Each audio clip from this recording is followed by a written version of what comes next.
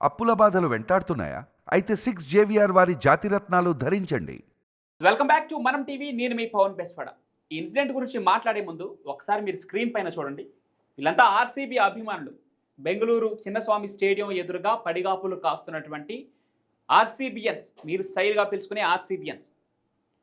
ఏంటి ఈ అభిమానం? అభిమానానికి పరాకాష్ట చేరితే ప్రాణ నష్టం తప్ప ఏముంటుంది అనే రీతిలో ఈరోజు బెంగళూరులో జరిగిన ఘటనని ఎలా వర్ణించాలో కూడా తెలియని పరిస్థితి.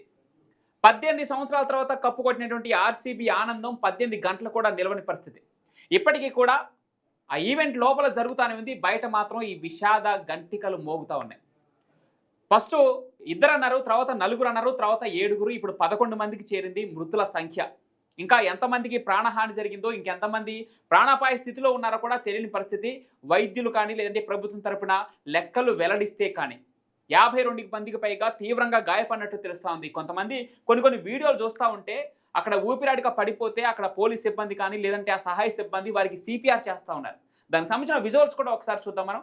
ఈ జనసందోహం ఆర్సీబియన్స్ అక్కడ తొక్కిసలాట జరగడంతో ఎంతమంది అభిమానులు ఇలా ఊపిరాడకు పడిపోయిన పరిస్థితి.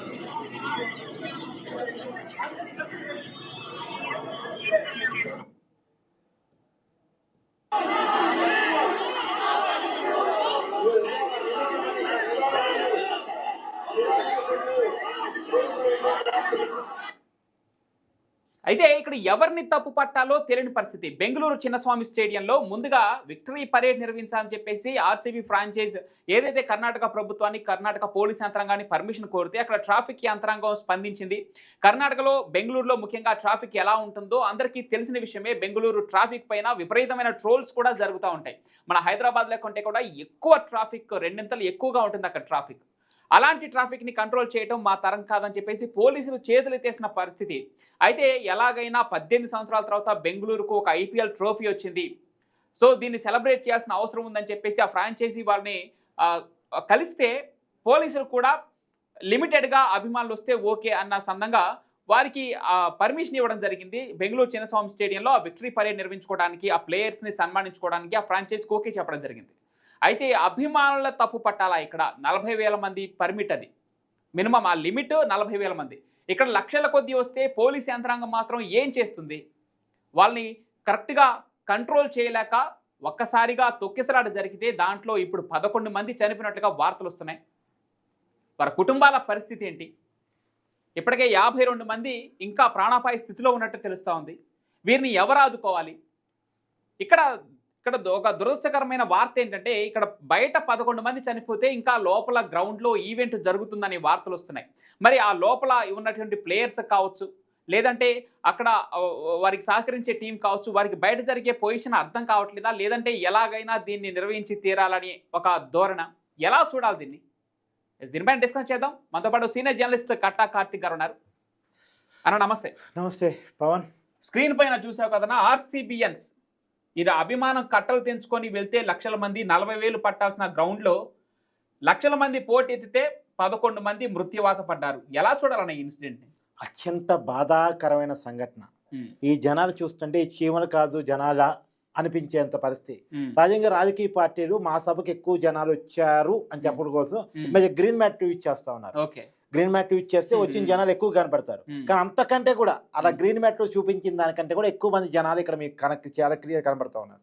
అందుకని ఈ తొక్కిసలాటలో వాస్తవానికి లోపల జరుగుతూ ఉంది కార్యక్రమం, బయట తొక్కిసలాట జరిగింది. ఇప్పుడు మనకు అందుతున్న సమాచారం ప్రకారం లోపల కార్యక్రమాన్ని కూడా అర్ధాంతరంగా ముగించారు అనేటువంటి తెలుస్తా ఉంది.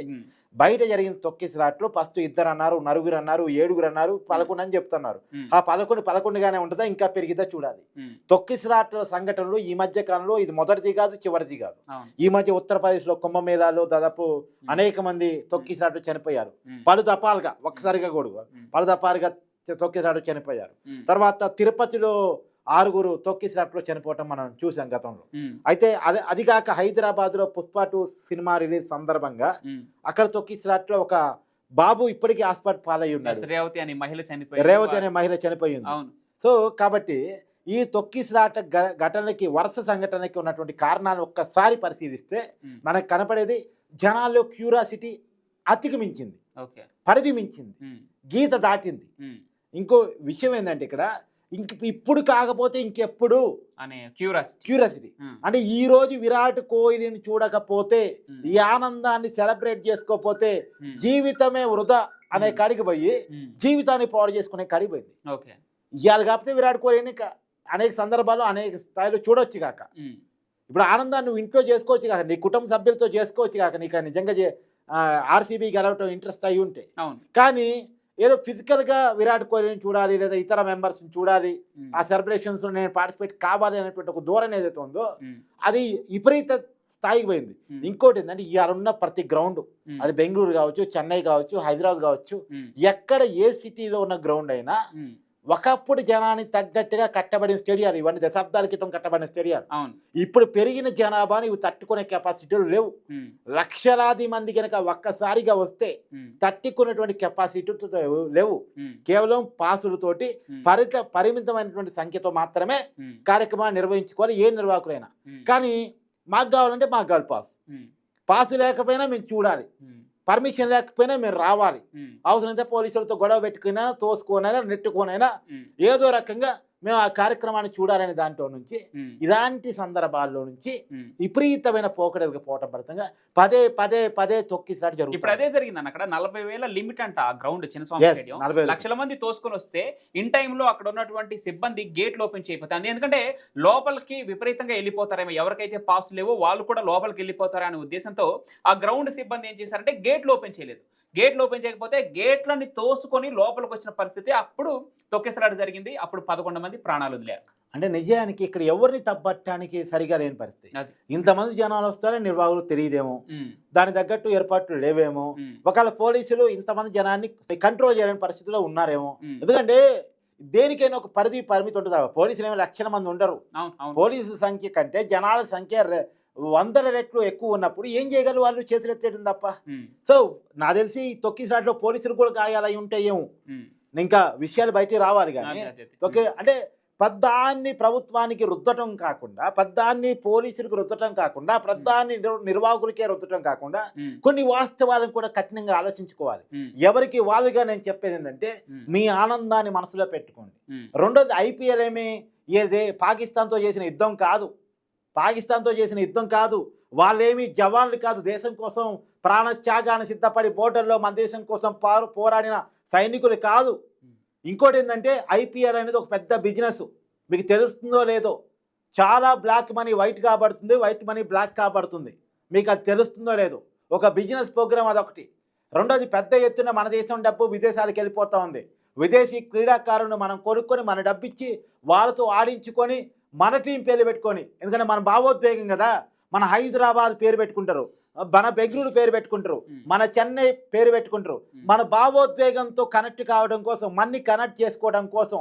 రెండోది మన ఇండియన్ ప్లేయర్స్ని కొంతమంది దాంట్లో పెడతారు, ఎందుకంటే మనకు కొంతమంది అంటే బాగా ఇష్టం ఉంటుంది. విరాట్ కోహ్లీ అంటే ప్రాణం చాలా మందికి, విరాట్ కోహ్లీ అంటే ఇష్టం. ఎందుకంటే ఇండియన్ క్రికెట్ టీం ఆటగాడుతాను, వరల్డ్ వైడ్గా వరల్డ్ కప్ జరిగినప్పుడు భారతదేశ టీంలో ఉన్నటువంటి వ్యక్తి కాబట్టి, ప్రపంచ దేశాలతో క్రికెట్ ఆడే క్రమంలో భారతదేశం తరఫున బాగా ఆడతాడు కాబట్టి మనకు అతనంతే ఇష్టం. ఆ భావోద్వేగాన్ని క్యాచ్ చేసుకోవడం కోసం అలాంటి ప్లేయర్స్ని ముందు పెట్టేసి, వెనకాల విదేశాల నుంచి కొన్న ప్లేయర్స్ని పెట్టేసి, స్టేట్ పేరు మంది పెట్టి, నగరం పేరు మంది పెట్టి, పెద్ద ఎత్తున డబ్బుతో ఆడేటువంటి గేమ్ అది. దాని వెనకాల చాలా పెద్ద బిజినెస్ నడుస్తుంది. అదేదో ఇంకో విషయం ఏంటంటే దేశం మీద ప్రేమ ఉన్నటువంటి వాళ్ళు, దేశం అంటే ఇష్టం ఉన్నటువంటి వాళ్ళు ఇలాంటి గేమ్స్ ఎంకరేజ్ చేయాల్సిన అవసరం లేదు. నిజానికి ఇదే డబ్బు కనుక మన స్పోర్ట్స్ అకాడమీల కోసం పెట్టి గ్రామీణ క్రీడాకారులను ప్రోత్సహించి వాళ్ళని పైకి తీసుకొస్తే గనక చాలా మంచి యంగ్ ఇండియాని ఒలింపిక్స్లో గోల్డ్ మెడల్స్ మనం సాధించగలిగే కెపాసిటీకి ఇండియాని తీర్చిదిద్దొచ్చు. మన కాడ స్పోర్ట్స్ మ్యాన్ ఎంకరేజ్ చేసేటువంటి కెపాసిటీలు గవర్నమెంట్ లేవు. కానీ ఈ మన భావోద్వేగాలతో ఆడుకుంటూ పెద్ద ఎత్తున బిజినెస్ని క్రియేట్ చేస్తూ ఉన్నాయి, ఎమోషన్స్ని క్రియేట్ చేస్తూ ఉన్నాయి. ఆ ఎమోషన్స్లో భాగమే ఈ ప్రమాదం. మన క్రియేట్ చేయబడేటువంటి పాలకులు ప్లస్ బిజినెస్ మ్యాన్లు అందరూ కలిసి క్రియేట్ చేసిన భావోద్వేగంలో మనం పావులు అయిపోయినాం. ఈ 11 మంది కుటుంబాలను ఎవరు ఆదుకుంటారు? నేను ఇంకొక విషయం చెప్తా, విరాట్ కోహ్లీలా మీరు కావటానికి ప్రయత్నం చేయండి. విరాట్ కోహ్లీని చూడటం కాదు, విరాట్ కోహ్లీలా మీరు తయారు కావడానికి కొన్ని మార్గాలు అన్వేషించుకోండి. ఏకలవ్యుడు ద్రోణాచార్యుడి ఫోటో చూస్తూ ఎలా విద్యలు నేర్చుకున్నాడని ఫోటో చూస్తూ విద్యలు నేర్చుకోమంటారా? అతను ఎలా ఆడగలుగుతున్నాడో టీవీలో చూసి అలా ఆడగలిగేలా మీకు మీరు మార్చుకోగలగండి. క్రికెట్ అంటే మీకు ఇష్టమా, లేదా ఇతర గేమ్స్ అంటే మీకు ఇష్టమా? ఒక చిన్న స్థాయి నుంచి వాళ్ళు ఎలా ప్రాక్టీస్ చేసి ఆ స్థాయికి వెళ్ళారో మిమ్మల్ని మీరు అలా మార్చుకోవడానికి ట్రై చేయండి. అంతేగాని విరాట్ కోహ్లీని ఫిజికల్గా దూరం నుంచి చూస్తే ఏమీ ఆనందం ఉండదు. క్షణిక ఆనందం కంటే జీవితం చాలా విలువైనది. ఇలా ఎవరిస్తారు ఆ 11 మందికి జీవితాన్ని? విరాట్ ప్రకటించవచ్చు, వాళ్ళు వీళ్ళు ఓ 10 రూపాయలు 15 రూపాయలు వాళ్ళకి వచ్చిన ఆదాయంలో, అంటే 10-15 అని అనడానికి నేను ఎందుకు చెప్తున్నా అంటే మీకు సీరియస్ కావాలని అర్థం కావాలని చెప్తున్నా. వాళ్ళకి వచ్చే ఆదాయంలో 10-10 ఇస్తారు, వచ్చిన ఆదాయం మొత్తం ఇవ్వరు. కానీ వాళ్ళు ఇచ్చేటువంటి పరిహారంతో ప్రాణాలు రావుగా. కుటుంబాలు చిత్రమైనటువంటి కుటుంబాలు. ఇలా భార్యకి భర్త కోల్పోయి ఉంటాడు, ఇలా భార్య ఒంటరి జీవితాన్ని గడపాలి, పిల్లలు తండ్రి అయిన వాళ్ళు అవుతారు. అనేక కుటుంబాలు ఛిద్రమైపోతాయి, ఆర్థికంగా కుటుంబాలు ఛిద్రమైపోతాయి. ఎవరిస్తారు ఆ కుటుంబాలకి ఆత్మధైర్యాన్ని? రైట్. మొత్తానికి ఆర్సీబీ కప్పు గెలిస్తే ఇక్కడ టీమ్స్తో సంబంధం లేకుండా దేశవ్యాప్తంగా సంబరాలు చేసుకున్నారు అందరూ. కానీ ఆ సంబరాలు కొద్ది గంటల్లోనే ఇలా మొదటిసారి కప్ గెలవటం కదా. మొదటిసారి కప్. యాక్చువల్గా ఐపీఎల్ స్టార్ట్ అయినప్పటి నుంచి కూడా Bengaluru favourite team, RCB favourite team. ఈసారి గెలుస్తుందా అని ఎప్పుడు ఎంకరేజ్ ఉంటూ ఉంది. ఈసారి గెలుస్తున్నట్టుంది.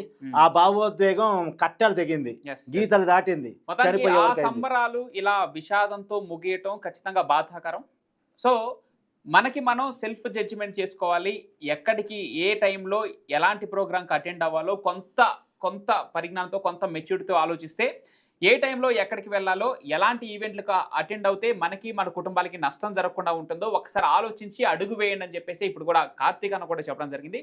సో ఆ విధంగా ఆలోచించి మన అభిమానాన్ని హద్దు దాటకుండా, పరాకాష్ఠకు చేరకుండా, ప్రాణ నష్టం వరకు తీసుకురాకుండా ఉంటారనే, భవిష్యత్తులో ఇలాంటి ఘటనలు చోటు చేసుకోకుండా ఉండాలనే కోరుకుందాం. ఇప్పుడు ఈ మృత్యువాదపైనటువంటి ఈ కుటుంబాలకి ఆ ఫ్రాంచైజీ, బెంగళూరు ఫ్రాంచైజీ కూడా అండగా నిలవాలని అయితే కోరుకుంటుంది మనం టీవీ. చూద్దాం, ఇంకా మృతుల సంఖ్య పెరిగే అవకాశం ఉన్నట్టు తెలుస్తుంది. ఇంకా మృతుల సంఖ్య పెరగకుండా ఉండాలని కోరుకుందాం. ఇప్పటి వరకు గాయపడిన వారు కూడా త్వరగా కోలుకోవాలని ఆకాంక్షిద్దాం. Thank you.